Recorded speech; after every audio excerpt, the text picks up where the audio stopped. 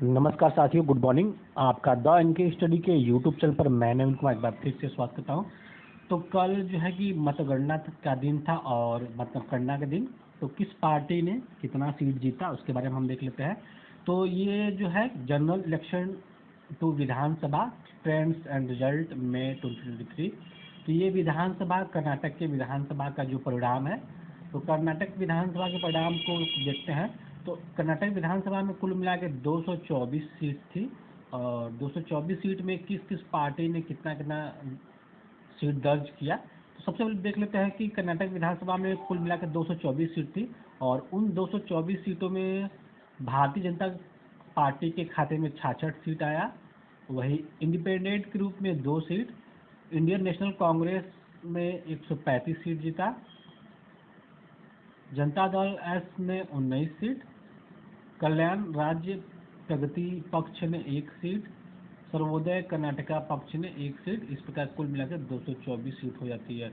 तो जो है जो कुल सीट की संख्या 224 है, कर्नाटक में कुल सीटों की संख्या 224 है। विधायकों की संख्या इस तरह से विधानसभा क्षेत्र को 224 क्षेत्रों में बांटा गया है, या यूँ कह सकते हैं कि यहाँ पे विधायकों की जो संख्या निकल के सामने आती है 224 है। तो कर्नाटक विधानसभा में 224 सीट है और उसमें से जो है कि कर्नाटक में कांग्रेस ने 135 सीट के साथ मेजोरिटी हासिल की है। 224 में से लगभग आपका 113 सीट जो है कि मेजोरिटी के लिए चाहिए था, लेकिन मेजोरिटी से कहीं यदि 135 सीट जीतकर कर्नाटक में कांग्रेस ने बहुमत के आंकड़े को पार कर लिया है और इस प्रकार कांग्रेस की वहाँ सरकार बनेगी। तो इन दो पार्टियों का देख लेते हैं कि उसकी वोट शेयर परसेंटेज कितना था। तो सबसे पहले बात करते हैं बीजेपी की जो वोट शेयर परसेंटेज थी वो 36% थी। अंतिम रूप से जो आंकड़ा सामने निकल के आया 36%। और कांग्रेस का जो वोट शेयर परसेंटेज था वो था 42.9%। अर्थात मोटा मानेंगे तो 43% के आसपास जो है कि कांग्रेस का वोट शेयर परसेंटेज था और बीजेपी का 36% था। तो इस प्रकार कर्नाटक में कांग्रेस की सरकार बनी है। अब वहीं पे जो है कि जालंधर अर्थात पंजाब में पार्लियामेंट कॉन्स्टिट्यूएंसी का बाई इलेक्शन था, यानी उपचुनाव था पंजाब में। तो पंजाब में जो उपचुनाव था वहाँ पे आम आदमी पार्टी ने जीत दर्ज की है। कुल मिला के 1 सीट पे वहाँ पे चुनाव था और 1 सीट पे आम आदमी पार्टी ने जीत दर्ज की है और ये जालंधर का उपचुनाव था। तो इसमें जो आम आदमी पार्टी है, आम आदमी का पार्टी का जो शेयर देख लेते हैं, वोट शेयर जो है कि 34.1% है।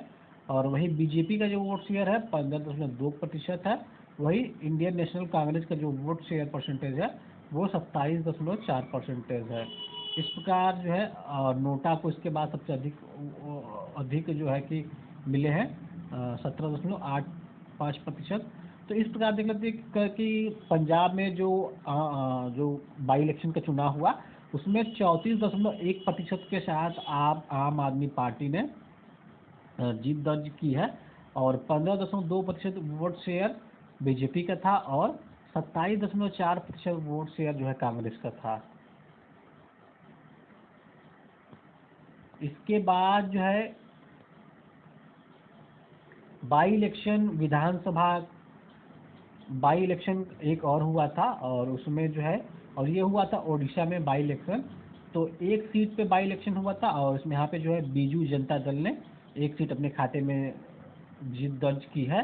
तो यहाँ पे जो बाई इलेक्शन का वोट शेयर परसेंटेज था 60.9% जो है कि यहाँ पे बीजू जनता दल ने जो है कि वोट शेयर हासिल किया और वही भारतीय जनता पार्टी ने 33.24% वोट शेयर हासिल किया। वही इंडियन नेशनल कांग्रेस का 2.56% वोट शेयर था। तो इस प्रकार देख सकते हैं कि यहाँ पे जो भी ओडिशा में जो बाई इलेक्शन का चुनाव हुआ, यहाँ पर बीजू जनता दल ने 1 सीट पे यहाँ पे चुनाव हुआ था और 1 सीट अपने खाते में दर्ज कराया। ये बाई इलेक्शन था। तो उसके बाद एक और है जो कि ये भी बाई इलेक्शन ही था, जनरल इलेक्शन। तो ये जो है जनरल इलेक्शन था और ये इलेक्शन था मेघालय में एडजर्न एसी। तो यहाँ पे यूनाइटेड डेमोक्रेटिक पार्टी ने जो है कि जीत दर्ज की है। एक सीट पे यहाँ पे जो है चुनाव हुआ था, और एक सीट पे जो चुनाव हुआ था उस सीट को यूनाइटेड डेमोक्रेटिक पार्टी यानी यूडीपी ने जीत दर्ज की है। और इसमें जो है कि यूडीपी ने जो वोट शेयर गेन किया है वो 51.9% किया है।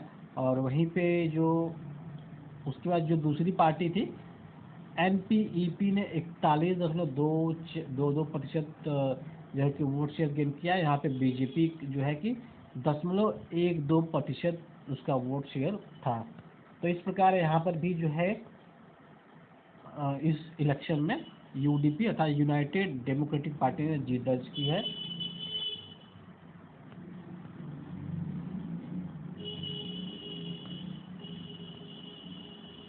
तो कल के चुनाव परिणाम थे। उसके बाद नगरीय निकाय का जो भी चुनाव हुआ था उसका भी परिणाम जारी कर दिया उत्तर प्रदेश का।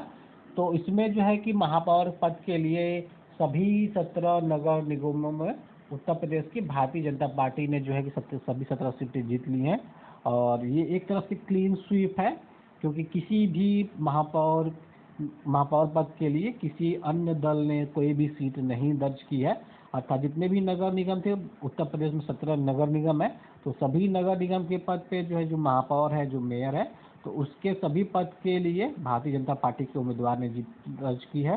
तो एक तरफ से ये उत्तर प्रदेश में अब जो है कि ट्रिपल इंजन की सरकार हो चुकी है। ट्रिपल इंजन इसलिए कि केंद्र में भारतीय जनता पार्टी की सरकार है, राज्य में भारतीय जनता पार्टी की सरकार है, और इस तरह नगरीय निकाय में भी अब भारतीय जनता पार्टी की सरकार है।